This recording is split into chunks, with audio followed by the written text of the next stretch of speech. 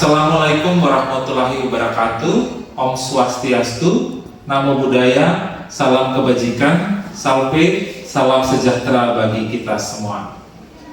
Perkenalkan saya Wanto Pacu, Escape Nurse MCAP. Saya merupakan salah satu dosen di Poltekkes Kemenkes Kupang. Pada kesempatan ini saya akan menyampaikan pernyataan diri dosen dalam unjuk kerja Tridharma Perguruan Tinggi atau PDD UKT Perguruan Tinggi pada bidang pengajaran yang merupakan salah satu syarat untuk mengikuti sertifikasi dosen tahun 2026. Sebagai seorang dosen, saya berkewajiban melaksanakan Tridharma Perguruan Tinggi, yakni pengajaran, penelitian, dan pengabdian kepada masyarakat. Adapun mata kuliah yang saya ampu relevan dengan bidang keilmuan saya, yakni mata kuliah Manajemen Pasien Safety, Manajemen Penyakit Tropis, Manajemen Bencana. Pada kesempatan ini saya akan memaparkan satu mata kuliah yang saya ampu, yaitu mata kuliah Manajemen Pasien Safety. Adapun aspek pembelajaran yang saya terapkan dalam proses pembelajaran saya adalah DAE, yaitu Delivery, Interaction, dan Assessment. Mata kuliah keperawatan Manajemen Pasien Safety merupakan mata kuliah wajib program studi dengan bobot SKS, yaitu 2 SKS teori. Ini menguraikan konsep tentang siklus hidup organisme dan infeksi nosokomial, konsep desinfeksi, konsep sterilisasi, dan konsep prinsip pasien safety, standar keselamatan pasien, peran perawat dalam pasien safety, kebijakan yang mendukung pasien safety.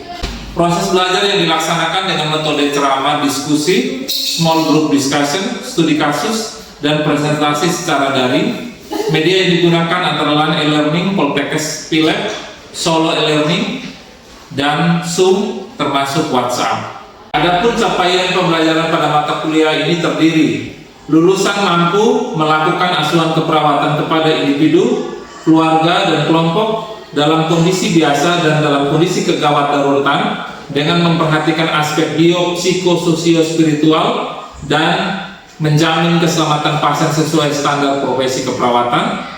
Yang kedua, lulusan mampu melakukan tindakan keperawatan pada situasi gawat darurat atau bencana sesuai kode etik profesi keperawatan.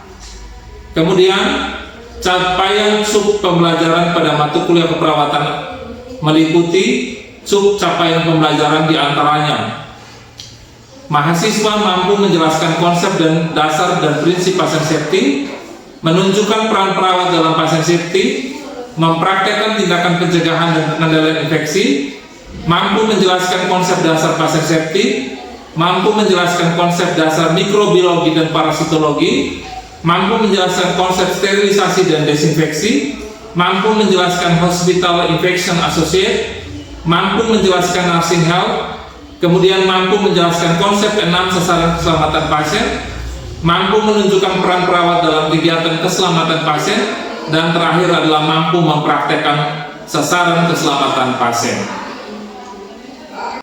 Selamat pagi semua. Baik, selamat pagi untuk semua. Selamat pagi, Pak. Untuk memulai seluruh proses pembelajaran hari ini, saya tentu akan melakukan presensi lebih awal untuk memastikan semua mahasiswa yang hadir pada proses pembelajaran hari ini benar-benar hadir dan mengikuti. Dan untuk itu saya akan melakukan presensi dari Siakat. Ayuni Imersi Ramikato, Hadir, Bapak. Alicia Clara Majaga, Ada, Bapak. Devita Livitna Dapateo, Ada, Bapak. Ireni Tamuina, Hadir, Bapak. Flora Pramestia Pandango, Hadir, Bapak. Nurvita Sari, Hadir, Bapak. Menji Kansi, Hadir, Bapak. Angelica Nijajala, Hadir, Bapak.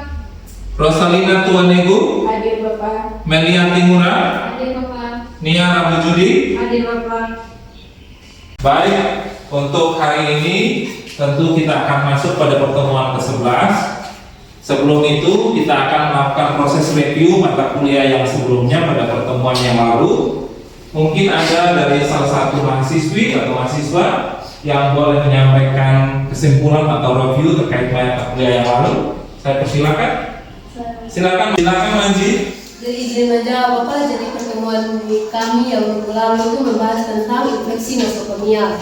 Jadi infeksi nosokomial itu adalah infeksi di mana infeksi yang didapat seseorang dari rumah sakit. Jadi infeksi itu belum ada sebelum pasien tersebut masuk.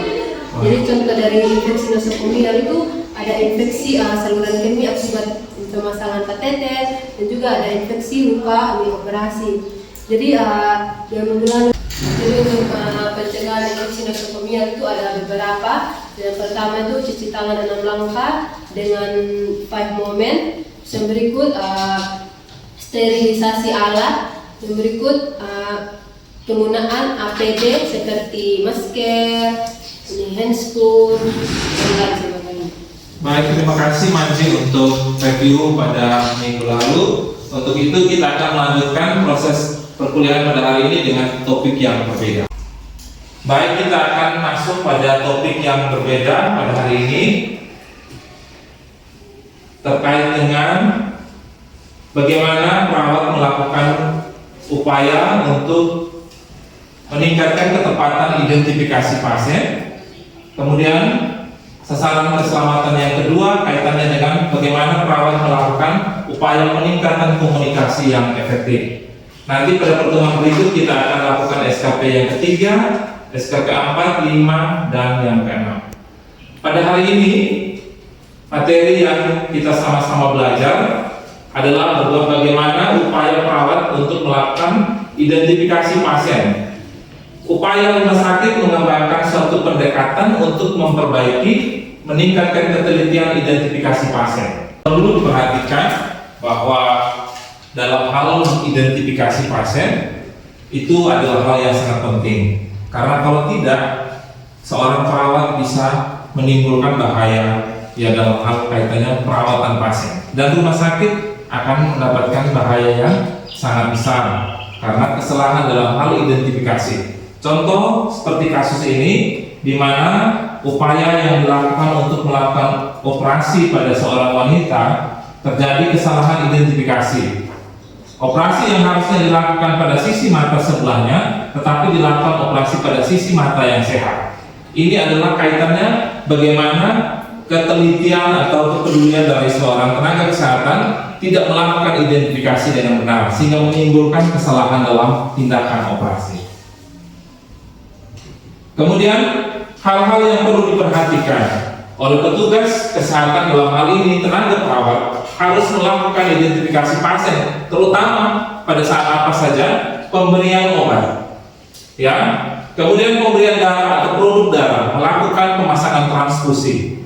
Kemudian pengambilan darah dan spesimen lain untuk pemeriksaan klinis, pengambilan darah vena atau arteri, kemudian pengambilan urin atau pengambilan feses. Itu benar-benar kita harus memperhatikan proses identifikasi. Kemudian sebelum memberikan pengobatan, itu hal yang paling penting. 6T adalah hal yang perlu diperhatikan oleh seorang perawat. Kemudian sebelum memberikan tindakan, pemasangan kateter, pemasangan infus, atau pemasangan cerobong angin, atau pemasangan NGT. Karena kalau misalnya kita melakukan kesalahan identifikasi, maka orang yang seharusnya tidak diberikan tindakan itu mendapatkan efek atau bahaya, sehingga berdampak pada kondisi pasien, juga berdampak menimbulkan kerugian bagi rumah sakit. Kebijakan identitas pasien. Kalau di rumah sakit, identifikasi pasien harus mengikuti pasien kemanapun, gelang identitas. Kemudian gelang identitas yang tidak mudah atau tidak bisa berubah.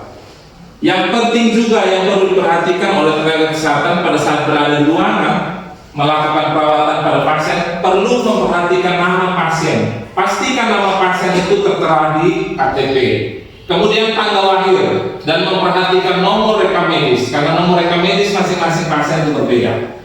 Dilarang melakukan identifikasi dengan nomor kamar pasien atau lokasi, karena bisa saja pasien itu berpindah ruangan atau berpindah kamar. Sehingga yang paling penting adalah terkait dengan identifikasi pasien itu memperhatikan nama pasien, tanggal lahir, dan nomor rekam medis. Identifikasi pasien secara verbal. Tanyakan nama pasien. Jadi pada saat kita datang ke pasien, kita langsung menanyakan nama pasien. Kemudian secara visual kita melihat gelang kepastian 2 dan 3 identitas cocokkan dengan perintah dokter, EKTP, nama, tanggal lahir, dan nomor rekam medis. Itu kita cocokkan.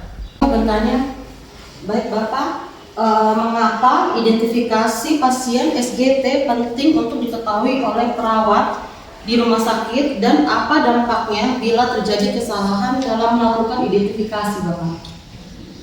Terima kasih, Bapak. Baik, terima kasih untuk pertanyaannya dari Vita.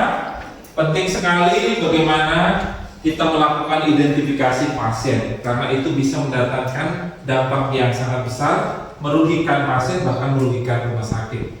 Jadi, identifikasi pasien itu adalah sesuatu yang penting, karena kalau kita melakukan kesalahan memberikan tindakan, akan bisa memberikan dampak yang sangat besar, terutama bisa terjadi kecacatan, bisa terjadi kematian. Contoh, kalau kamu tidak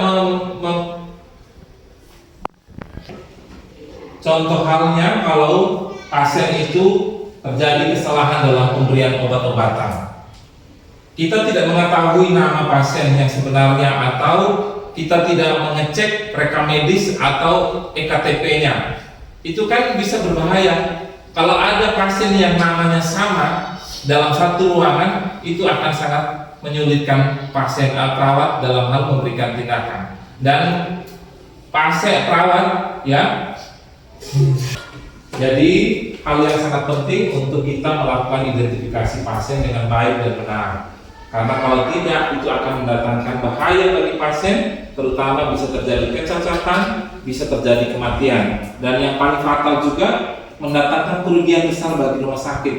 Pasien banyak yang tidak akan masuk lagi rumah sakit tersebut karena banyak terjadi kesalahan-kesalahan yang dilakukan oleh tenaga kesehatan. Contoh hal dalam hal memberikan pengobatan, memberikan injeksi atau memberikan obat-obat oral. Kalau misalnya ada 2 pasien yang sama nama, kemudian kita tidak teliti, pasien dalam kecapaian, perawat dalam kondisi capek, kemudian tidak teliti, bisa saja kita memberikan pengobatan yang salah pada pasien yang berbeda, sehingga akan berdampak terhadap kematian, bahkan kecacatan dan bahkan terjadi kematian. Oleh karena itu, perawat benar-benar harus fokus supaya teliti dalam hal memastikan pasien, memastikan tindakan yang diberikan itu benar, tidak terjadi kesalahan. Saya pikir itu yang saya perlu sampaikan. Bapak, terima kasih. Baik, demikian untuk materi yang saya sampaikan pada hari ini terkait dengan bagaimana upaya melakukan identifikasi pasien dan upaya meningkatkan komunikasi yang efektif pada pasien. Untuk materi yang kedua, saya beri kesempatan pada mahasiswa atau mahasiswi untuk mengajukan pertanyaan. Silakan. Saya Bapak. Silakan Alicia. Baik Bapak, di sini saya akan bertanya, jika pasien dalam kondisi kritis, bagaimana kita melakukan koordinasi dengan dokter terkait dengan penanganan pasien? Baik, terima kasih Alicia untuk pertanyaannya. Jadi pasien dalam kondisi kritis itu butuh penanganan atau perawatan yang cepat. Jadi hal yang paling penting adalah bagaimana kita melakukan upaya komunikasi secara cepat. Upaya secara cepat itu melalui metode komunikasi SBAR. Perawat yang berada di ruangan perlu menyampaikan secara keseluruhan gambaran pasien. Apa saja kondisi pasien pada saat itu, menyampaikan situasi, backgroundnya, kemudian hasil pengkajiannya atau hasil asesmennya, kemudian sampaikan kepada dokter secara keseluruhan. Apa yang kemudian dokter sampaikan terapi nanti akan dicatat oleh perawat, tulis, baca, konfirmasi. Jadi bisa melalui telepon, ya, bisa melalui lisan secara langsung sampaikan kepada dokter, atau melalui telepon atau melalui SMS. Itu secara cepat supaya kondisi pasien yang dalam kondisi kritis pada saat di rumah sakit cepat tertangani. Itu hal yang paling penting dilakukan oleh perawat pada saat mendapatkan pasien yang mengalami kritis atau kondisi emergensi. Mungkin demikian yang saya perlu sampaikan, Alicia. Cukup? Cukup Bapak, terima kasih. Baik, saya cukupkan pertemuan pada hari ini sampai di sini. Kita akan melakukan pertemuan pada minggu berikutnya dengan tema yang berbeda atau topik yang berbeda. Saya sangat mengharapkan semua aktif dalam proses belajar mengajar, dan apa yang saya sampaikan pada hari ini mudah-mudahan bisa dipahami dan mengerti, dan itu menjadi proses pembelajaran bagi kalian semua untuk bisa meningkatkan pemahaman mahasiswa, terutama kaitannya dengan bagaimana belajar terkait dengan mata kuliah manajemen pasien safety. Demikian untuk hari ini, Tuhan memberkati kalian semua. Salam. Shalom. Wassalamualaikum warahmatullahi wabarakatuh. Waalaikumsalam warahmatullahi wabarakatuh. Om Santi Santi Om. Om Santi Santi Om. Salve. Salve. Salam kebajikan. Salam kebajikan. Salam sehat untuk kita semua. Sehat selalu. Demikian video proses pembelajaran mata kuliah keperawatan manajemen pasien safety di kelas. Wassalamualaikum warahmatullahi wabarakatuh. Salam, Om Swastiastu, Namo Buddhaya, Om Santi Santi Om, salam kebajikan, salam sehat untuk kita semua.